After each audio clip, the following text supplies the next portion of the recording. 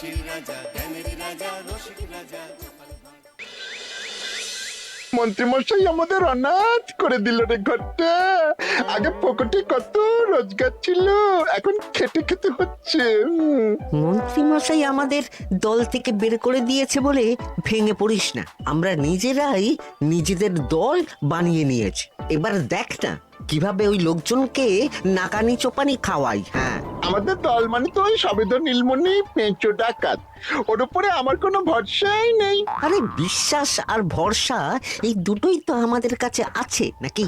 শোন, আমি পেঁচোকে একটা কাজে পাঠিয়েছি। যদি পেঁচো এই কাজটা করতে পারে তাহলে আমাদের রোজগারও হবে, প্রতিশোধ নেওয়াও হবে। আরে কোথায় পাঠিয়েছি সেটা বলবি তো? মন্ত্রী মশাইয়ের বাড়ি।